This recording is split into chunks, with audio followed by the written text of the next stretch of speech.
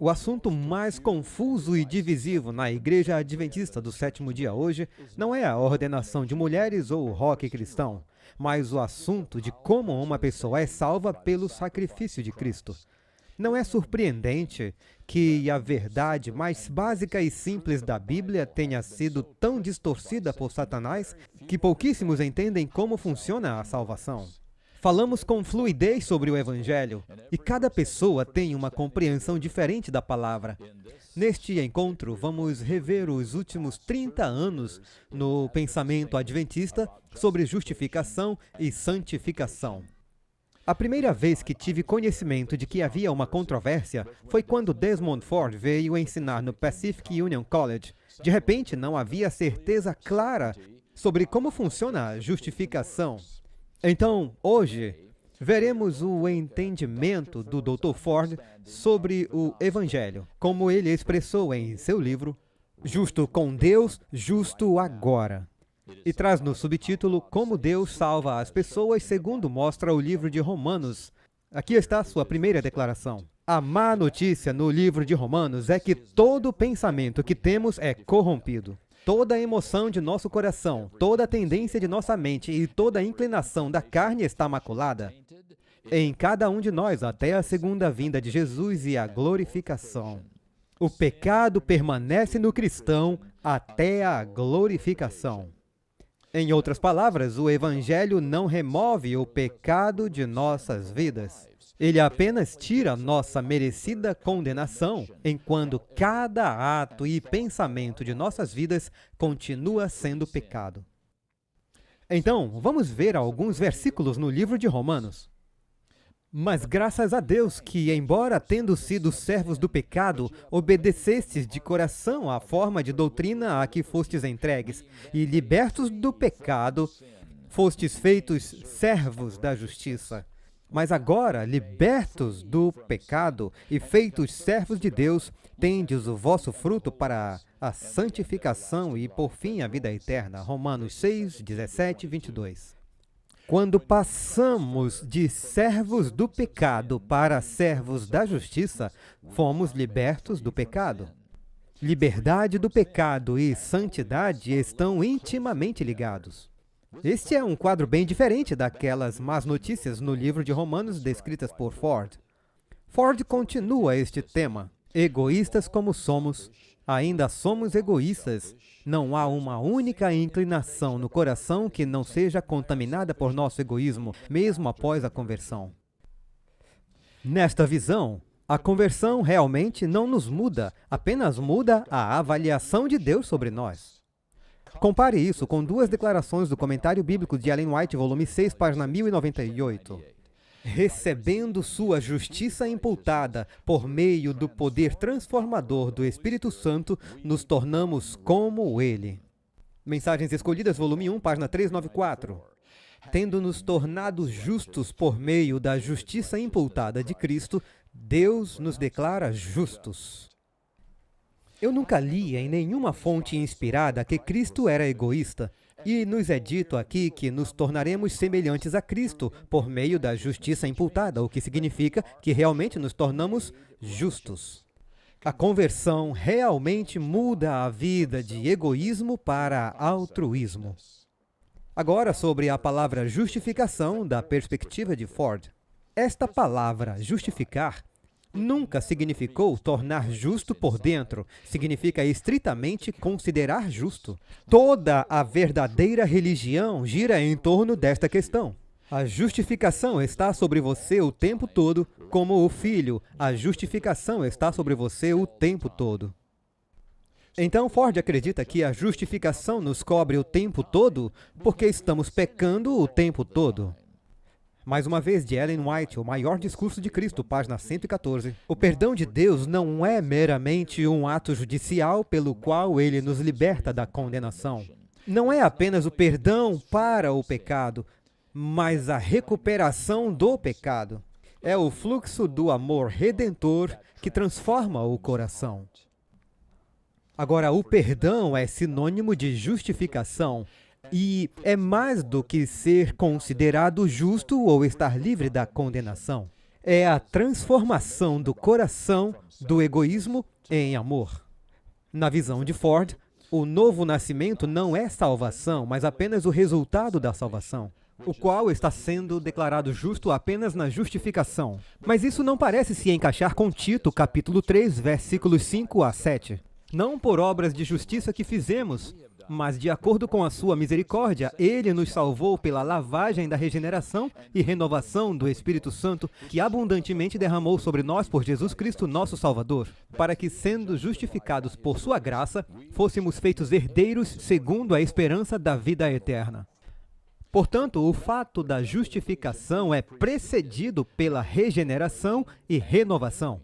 E isso é realizado pelo Espírito Santo. Justificação, nos escritos de Paulo, é muito mais do que ser contado ou declarado justo. É simplesmente uma transformação interior. Então, o Dr. Ford contrasta justificação e santificação. Justificação tem a ver com o seu status. Santificação com o seu estado. Seu status em Cristo é sempre o mesmo, perfeito. Seu estado é de altos e baixos, entra e sai, uma bagunça. Um é baseado no que Cristo fez por mim, o outro é baseado no que Cristo faz em mim. O primeiro é 100% perfeito e completo. O segundo, não, porque Deus está fazendo em mim. A mensagem cristã é Cristo para mim, o que Cristo já fez. A vida cristã é Cristo em mim, o que acontece após a conversão. Observe que, de acordo com isso, sempre permanecemos justificados mesmo quando nossa vida está uma bagunça. A justificação permanece no lugar, enquanto a santificação está em alta e baixa. Agora, devemos olhar atentamente para algumas declarações que são totalmente rejeitadas e mesmo odiadas por aqueles que defendem a visão de Ford. Testemunhos, volume 4, página 623. Estes vão contra todas as facetas do evangelho popular. Cada transgressão leva a alma à condenação.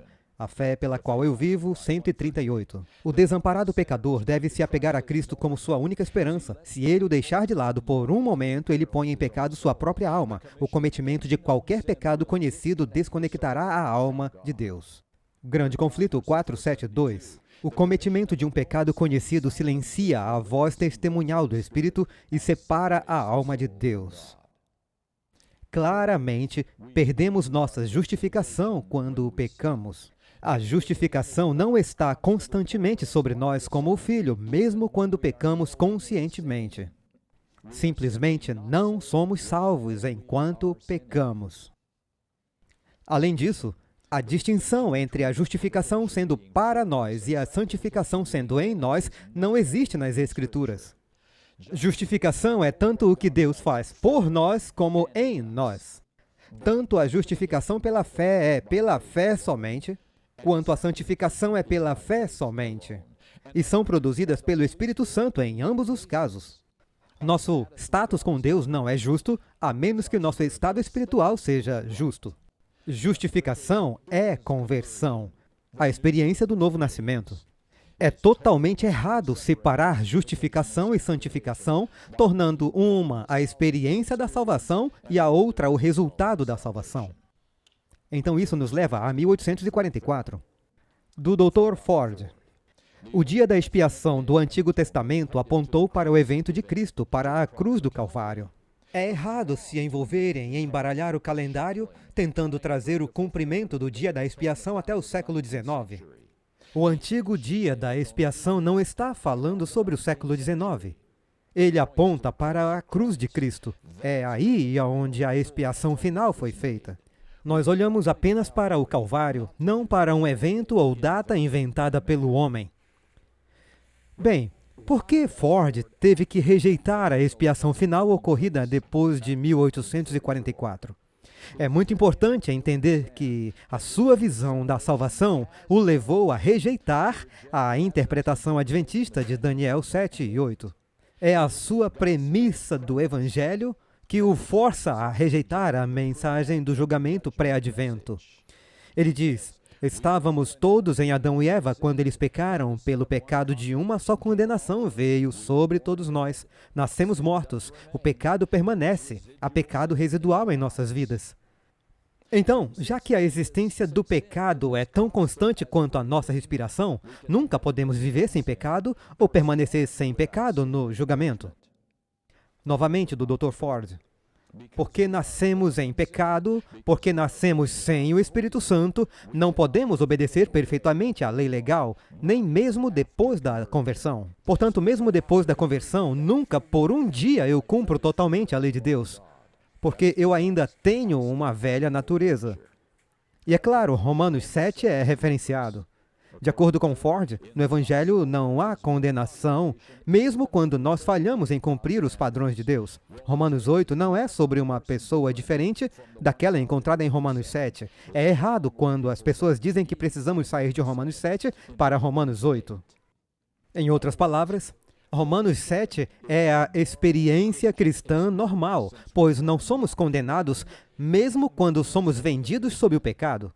Vamos olhar novamente em Romanos capítulo 8, versos 1 e 2. Portanto, agora, nenhuma condenação há para os que estão em Cristo Jesus, que não andam segundo a carne, mas segundo o Espírito. Pois a lei do Espírito de vida em Cristo Jesus me libertou da lei do pecado e da morte. Não há um claro contraste entre a desesperança, o desespero e a frustração e a miséria do homem de Romanos 7? Os dois capítulos são como a noite e o dia na experiência pessoal. Um outro aspecto deve ser observado, novamente do Dr. Ford. Nós não nos confessamos para sermos perdoados. Você já foi perdoado pela cruz de Cristo. Então, isso diz que o perdão é o nosso antes de confessarmos nossos pecados. Mas o que a Bíblia ensina? 1 João 1,9. Se confessarmos os nossos pecados, Ele é fiel e justo para nos perdoar os pecados e nos purificar de toda a injustiça. Provérbios 28:13. O que encobre os seus pecados não prosperará, mas o que os confessa e os abandona terá misericórdia. Um dos ensinamentos mais claros da Bíblia é que somos perdoados quando confessamos nossos pecados. Portanto, em resumo, neste livro, o Evangelho de Ford apresenta os seguintes pontos. Justificação é apenas uma declaração legal no céu, onde a justiça de Cristo é contada para o crente. Justificação é Deus nos declarando justos, não nos tornando justos. A justificação está sempre sobre os crentes como um guarda-chuva, mesmo quando eles estão pecando. Nossa salvação é assegurada mesmo quando pecamos, contanto que ainda creiamos em Jesus. Não confessamos nossos pecados para sermos perdoados. O novo nascimento é o resultado da justificação. A obra transformadora do Espírito Santo é excluída da justificação. A visão de que a justificação é o novo nascimento é o ensino católico romano. Justificação tem a ver com status ou posição legal com Deus, não com estado espiritual. Santificação tem a ver com o estado. Quando Deus justifica os ímpios, eles permanecem ímpios. A santificação não é somente pela fé. Apenas a justificação é somente pela fé. A santificação é o resultado da justificação e é pela fé somada ao esforço humano. A lei de Deus não pode ser perfeitamente obedecida, mesmo por aqueles que são convertidos. Tudo o que o crente faz é tingido com o pecado. O crente está pecando o tempo todo. Justificação é um guarda-chuva legal sobre ele, assegurando salvação, apesar dos pecados em sua vida. Não somos condenados, mesmo quando falhamos em alcançar o padrão de Deus. Davi não perdeu sua justificação quando pecou. Em relação ao pecado, não há diferença entre a pessoa religiosa e a não religiosa. O dia da expiação foi completamente cumprido na cruz. Não teve nada a ver com 1844 e o julgamento que se seguiu. Seu ensino sobre a justificação pela fé é a premissa com base na qual ele rejeita o juízo investigativo. Se a salvação é uma declaração legal que está sempre sobre os crentes, por que o Senhor nos julgaria por nossas obras? Cristo é nosso substituto no julgamento. Porque Cristo é perfeito e sua perfeição é contada para nós, podemos ser vindicados no juízo. Esse é o resumo do livro Como a Salvação Opera em Nossa Vida. Uma vez que os pontos principais de seu ensino nunca foram claramente abordados ou refutados, as sementes que foram plantadas na década de 1970 tiveram uma rica colheita nas décadas seguintes. Suas ideias continuaram aparecendo em livros, artigos e sermões sobre o Evangelho. Muitos hoje que nunca sonhariam com isso, seguir Ford, continuam a promover sua visão da salvação, especialmente os jovens. Um exemplo disso é um livro recente de George Knight intitulado Cruz de Cristo. E um dos pontos principais de ênfase neste livro são os seguintes. Nós nascemos em inimizade com Deus. A natureza egoísta que herdamos é pecado. Não podemos quebrar todos os nossos maus hábitos. A morte de Cristo é a parte central do plano da redenção, não sua vida. Justificação é declarar um pecador justo. O juízo é sobre se aceitamos ou não o sacrifício de Cristo. Os 144 mil não fazem parte do processo de expiação. A expiação é completada sem a participação humana. Agora, todos esses pontos são idênticos ao entendimento de Ford sobre a expiação e o método de salvação. O Evangelho de Ford foi aceito por muitos adventistas nas décadas seguintes ao seu julgamento e à perda de suas credenciais ministeriais. Devemos lembrar que o coração de sua ênfase teológica foram as questões da justificação pela fé, delineadas conforme as lemos. Não suas declarações sobre 1844 e o juízo investigativo. Esses foram apenas os frutos naturais de sua compreensão do processo de salvação. Na revista Ministry, de janeiro e março de 2008, uma série de 2 partes foi publicada no assunto da justificação pela fé. O autor foi o Dr. Roy Gaine, professor de hebraico e línguas do Oriente no Seminário Teológico, e ele afirmou: nem toda imperfeição humana, mesmo na esfera da atividade consciente, pode ser considerada como pecado. A vida humana é combatida com todos os tipos de não imperfeições pecaminosas, devido às nossas limitações de habilidade, conhecimento, memória, coordenação física e assim por diante. O Dr. Gaine fez uma distinção muito importante sobre o pecado como natureza decaída e pecado como violação da lei de Deus. Ele disse: nosso estado de nascimento de natureza decaída produziu muita imperfeição e impureza, mas este resultado do pecado de Adão deve ser nitidamente distinguido das violações dos mandamentos de Deus que causam uma quebra no relacionamento de alguém com Deus. Enquanto o nosso estado de nascimento precisa do sangue expiatório de Cristo e cura, não precisa de perdão, o que se aplica apenas a violações morais da vontade expressa de Deus. Portanto, os termos de justificação, santificação e justificação pela fé, como normalmente usados, não se aplicam ao nosso estado de nascimento como resultado do pecado de Adão. Natureza caída, sim, ela precisa de recriação por meio do sacrifício de Cristo, enquanto as violações morais precisam de perdão através do mesmo sacrifício. Então, Gaine fez uma pergunta. A justificação pela fé é apenas uma declaração de que pela fé um pecador está diante de Deus ou envolve algo mais? E ele responde: quando Deus considera aqueles que têm fé como justos, sua declaração é assim porque sua palavra criativa o fez. Sobre a relação entre justificação e santificação, ele escreveu: enquanto a justificação e santificação são teologicamente distintas, elas são experiencialmente interligadas desde o momento da conversão. Ambas têm aspectos contínuos, são aspectos essenciais da salvação e são dons da graça de Deus. Agora, o que foi especialmente interessante sobre esta série de artigos foram algumas cartas que chegaram à Ministry sobre esses mesmos pontos. Alguém escreveu: O artigo do Dr. Gaines simplesmente apresentou outra tentativa de explicar a justiça pela teologia da colheita do desenvolvimento de caráter que tem confundido nosso povo por décadas. Ele tenta e falha em defender o Espírito Santo infundindo justiça em nós a ponto de não pecarmos mais e sermos impedidos de cair, não pela graça de Deus e pelas realizações de Cristo, mas por nossa obediência, implicando que é possível nunca mais pecarmos por meio dessa infusão.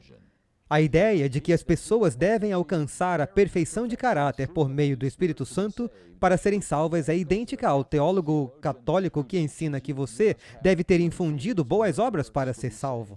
Se apenas pudermos ser salvos de nossos pecados e não em nossos pecados, estaremos todos condenados.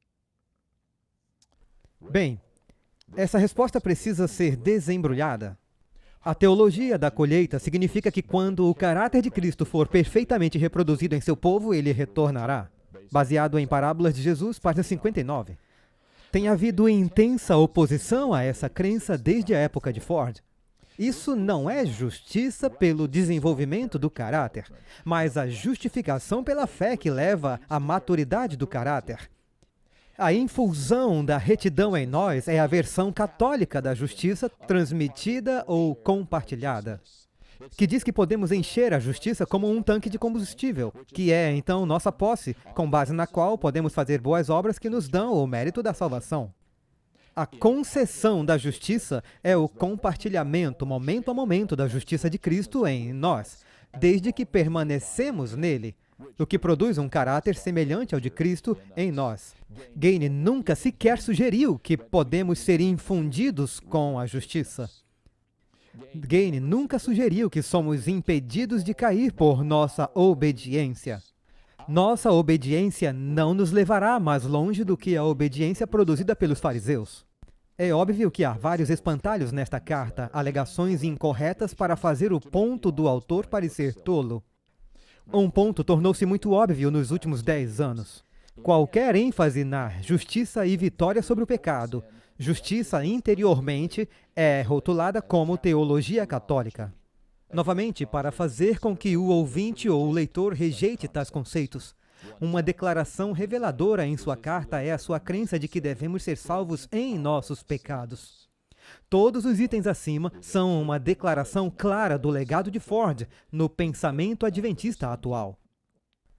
Outra carta disse: embora pontilhada com muitas escrituras, a posição do Dr. Gaines reflete mais de perto a teologia pré-reforma, fé mais, do que a posição protestante, fé somente. Observe novamente a ligação da teologia de Gaines com o catolicismo para recomendar uma rejeição imediata de tal teologia. Outro escritor disse: a Bíblia e todos os grandes reformadores protestantes ensinam que não há absolutamente nenhum mérito justificável em qualquer coisa que fazemos, em qualquer coisa que Deus faz em nós, em qualquer coisa que Deus faz para nós, em qualquer coisa que Deus coloca em nós ou em qualquer coisa que Deus desenvolve em nós. O que isso quer dizer é que mesmo que Deus o faça por sua graça e justiça de Cristo, se for interior, significando em nós, não é justificação salvadora. Bem, o Dr. Gaines respondeu brevemente às cartas recebidas. Ele disse: a primeira carta representa a minha abordagem e a identifica erroneamente como a filosofia católica de justiça infundida, que sustenta que a alma intrinsecamente justa, nascida de novo, é capaz de realizar obras que parcialmente merecem sua salvação. Em relação à obra de Cristo de nos salvar de nossos pecados, enquanto não formos aliviados de nossa natureza pecaminosa até a glorificação, Cristo, através do Espírito Santo, fornece a oportunidade para a vitória progressiva sobre escolhas pecaminosas, significando purificação de nosso caráter. Respondendo a outra carta, Gaines disse: muitas imperfeições, incluindo muitos erros que são impossíveis para os seres humanos superarem sua carreira nesta vida, devido às suas limitações físicas e mentais, como perda de memória, não estão incluídos nas definições bíblicas de ação pecaminosa e pensamento, como falhas morais, violação da lei de Deus. Imperfeição é uma categoria maior do que o pecado. Todo pecado é imperfeição, mas nem toda imperfeição é pecado. Referindo-se à carta de Gordon Collier, Gaines afirma que ele usa a leitura seletiva e rígida da Escritura, que ele recebe as relações divinas entre justificação e santificação e entre os papéis de Cristo e o do Espírito Santo. O escritor da carta exemplificou o tipo de abordagem desequilibrada que a minha série de 2 partes foi projetada para neutralizar. Portanto, as cartas que respondem aos artigos de Gaines são representativas do Evangelho de Ford em sua forma pura. E esse Evangelho agora está sendo amplamente promovido em nossas igrejas e escolas. Uma perspectiva muito interessante sobre essas questões vem de um evangélico acadêmico da Biola University, J.P. Moreland. Claro que não é um adventista do 7º dia. Qual era a essência do evangelho que ele escreve? Desde a Reforma Protestante, o evangelho tem sido identificado com a justificação pela fé. Somos declarados justos por meio de nossa confiança na obra realizada por Jesus. Durante os primeiros 20 anos de minha vida cristã, esse foi o evangelho que compartilhei com os descrentes. Achei difícil conectar santificação, maturidade espiritual e crescimento a este evangelho. Tudo que eu podia dizer era que se Jesus é agora o seu Senhor, você deve obedecê-lo. Mas na década de 80, ele descobriu um evangelho mais abrangente. O ponto de ser justificado, ele escreve, justificação é a maneira de começar uma vida de santificação. O Evangelho nos convida a uma vida inteiramente nova e rica. Eu me torno justificado para que eu possa aprender esta nova vida, uma vida que será minha para sempre. Aceita-se o dom gratuito de Deus na justificação, a fim de entrar em uma vida de ter progressivamente Jesus como meu Senhor nesta vida e na próxima. Eu achei este comentário fantástico vindo de um estudioso evangélico, especialmente porque toda a nossa confusão sobre este assunto veio da adoção do evangelho evangélico no adventismo.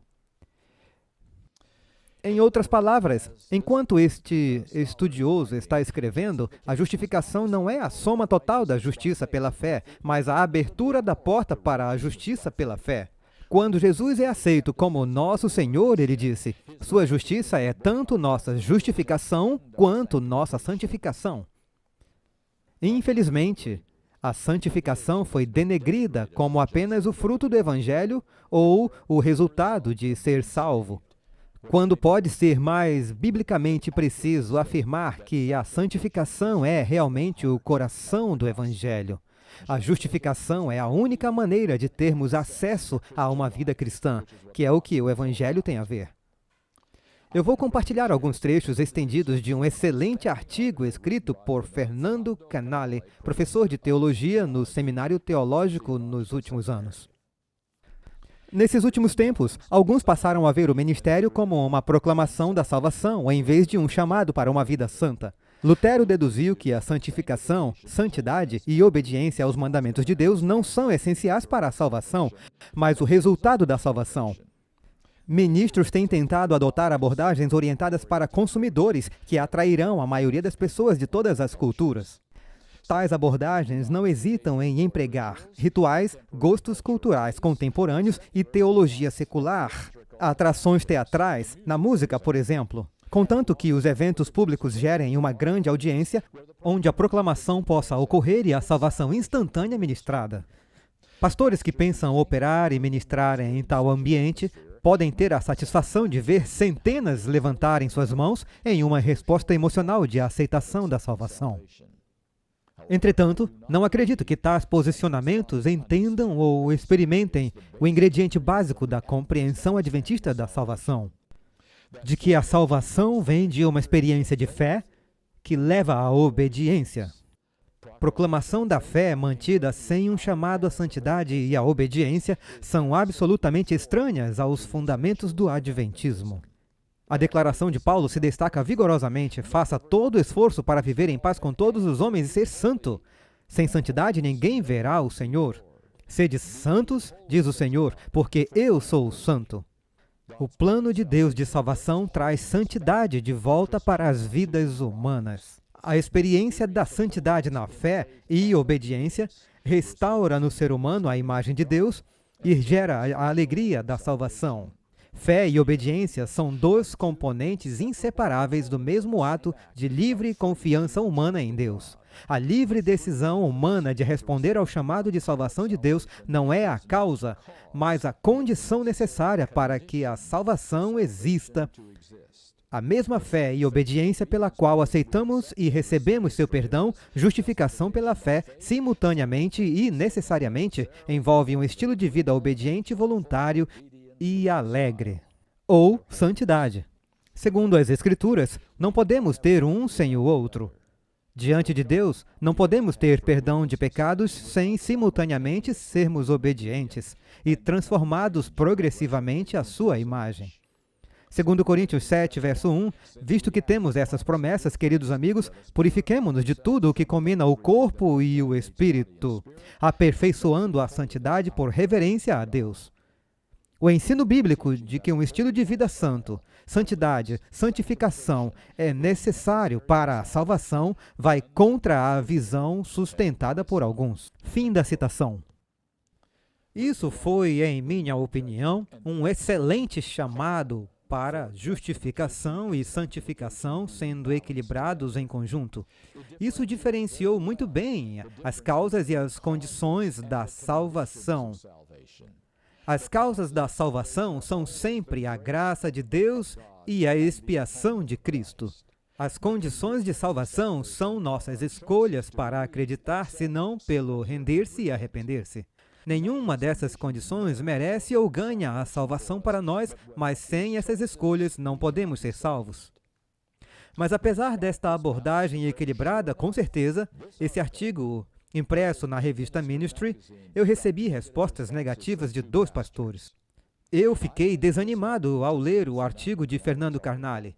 Ele o caracterizou como uma compreensão turva ou parcial do Evangelho. Este artigo pode ser entendido como ensinando a salvação orientada pelas obras. Somente os salvos são santificados. Só poderiam ser os salvos feitos novas criaturas serem chamados para ter a mente de Cristo. Então, esta carta estava dizendo que somos salvos antes de sermos santificados, somos salvos antes de sermos feitos uma nova criatura e somos salvos antes de receber a mente de Cristo. Em outras palavras, nenhuma destas coisas são necessárias para a salvação. Novamente citando, o artigo de Fernando Carnale soa mais como uma paráfrase de uma declaração do Concílio de Trento. Que triste ter um artigo como este aparecendo. Mais uma vez, descobrimos que qualquer chamado à santidade como parte do Evangelho está sendo rotulado de católico. Agora, este foi um estudo bastante técnico de justificação e santificação necessário por causa do sutil e até mesmo bem fundamentado ataque de bom senso ao Evangelho. O legado de Desmond Ford tem sido levado adiante em muitos níveis da administração acadêmica e do pastorado. Embora este não seja mais o pensamento central adventista, tal Evangelho está ganhando o dia na teologia adventista. Vou concluir esta apresentação com algumas sugestões práticas para viver, não apenas para ensinar vida santificada. Paulo, em 2 Coríntios 5:10, trazendo cativo todo o pensamento para a obediência de Cristo. Devemos levar cativo internamente todo o pensamento para torná-lo obediência a Cristo. Isso é enorme. Às vezes, você acha que quanto mais você tenta não pensar em algumas coisas, quanto mais você pensa sobre elas, o apóstolo está falando aqui sobre os mais altos níveis de maturidade cristã. Quem é capaz de realizar isso? Confrontados como somos com todo tipo de distração e sedução, literalmente em todos os lugares que nos voltamos hoje, quem é capaz de manter seus pensamentos seguros e não violentados? Mas lembre-se da resposta de Jesus quando seus discípulos lhe perguntaram quem pode então ser salvo. Mateus 19, 25 e 26. Para o homem isso é impossível, mas com Deus todas as coisas são possíveis. É na força de Deus e somente dele que somos capazes de levar cativo todo pensamento à obediência de Cristo. Eu meio que preciso ver em minha mente a imagem de todos os tipos de pensamentos aberrantes marchando em posse de Cristo, nosso conquistador, como prisioneiros de guerra. Pensamentos orgulhosos, pensamentos desencorajadores, pensamentos imorais, pensamentos luxuriosos, pensamentos de superioridade sobre os outros, pensamentos de inferioridade sobre os outros, pensamentos de vícios secretos, pensamentos de rebelião e insubordinação. Eu devo ver todos esses pensamentos que nos molestam e nos derrotam marchando com o rabo entre as pernas através de nosso libertador, subjugados e derrotados por seu poder. Podemos não estar lá ainda, mas se nunca pensarmos nisso, nunca ansiaremos isso. E se nunca ansiarmos por isso, nunca iremos implorar por isso. E se nunca implorarmos por isso, nunca iremos experimentar isso. Empoderados por uma força além de nós mesmos, podemos nos mover para um mundo quebrado com o poder de cura do Evangelho, levando cada pensamento externo e interno à obediência de Cristo. Thomas Davis, em um artigo da Ministry, enfatizou um ponto que é central para uma vida santificada, sem a qual nenhuma obediência ou santidade é possível. Se a salvação vem da graça, não é contraditório apontar que, na verdade, devemos pagar um preço, onde colocamos a renúncia que parece sugerir a desistência da liberdade. Jesus tornou a exigência da renúncia inequivocamente clara. Quem quiser vir após mim, negue-se a si mesmo, tome a sua cruz e siga-me. Tiago aconselha seus leitores a se submeterem a Deus. A rendição pode ser caracterizada como uma resposta ao amor convincente de Deus para que Ele possa quebrar toda a nossa resistência interior, à sua vontade, mudar nossas mentes e recanalizar radicalmente nossas atitudes, motivos e desejos de todo o coração para que nossos direitos egoístas sejam abandonados e sua vontade continuamente buscada. Em rendição, então, reconhecemos a reivindicação de Deus sobre todas as facetas de nossas vidas e voluntariamente damos a Ele o direito de esperar que nos conformemos ao seu padrão em todos os aspectos. Mas deixamos um confronto interpessoal provocar raiva, retaliação e ressentimento. Deixamos alguém frustrar nossa vontade, questionar nossas opiniões, desafiar nossos direitos ou nos decepcionar. Permitimos que alguém pareça diminuir nossa autovalorização ou ocupar nossos apetites. E a atitude pode ser bem diferente. Quando somos apanhados em uma situação em que temos que lutar contra a renúncia, o ressentimento, a raiva ou o que quer que seja que somos atingidos pela pecaminosidade abismal de nossas naturezas, a força do pecado, o preço que a renúncia exige e nossa propensão a resistir à renúncia ao Espírito, é algo exigido do pecador para obter perdão. Uma série de textos vem à mente. Se alguém se humilhar e se desviar de seus maus caminhos, então perdoarei seus pecados. Mas se você não perdoar as suas ofensas, também o Pai não perdoará você. Arrependa-se para o perdão dos seus pecados. Se confessarmos nossos pecados, Ele é fiel e justo para nos perdoar os nossos pecados. Então esses são requisitos que ele escreve, que devemos cumprir para receber o perdão salvador de Deus. Cristo é representado nas Escrituras como um presente. Ele é um presente, mas apenas para aqueles que se entregam alma, corpo e espírito a Ele sem reserva. Cristo, então, não nos justifica com base em nossa entrega, mas Ele não pode nos justificar até que nos rendamos. Devemos pagar um preço pela justificação. Esse preço não está nas obras, nas boas obras que fazemos ou nos méritos que temos, mas em nossa rendição sem reservas a Jesus. Ensinar ou pregar a justificação, sem também mostrar claramente a obrigação de se entregar a Jesus, leva o professor ou o pregador a ser acusado de vender um evangelho barato. Um artigo muito forte na revista Ministry. Este é o coração de toda a atividade humana para a salvação e é necessária para que a salvação ocorra. Sem renúncia absoluta, nenhuma salvação é possível.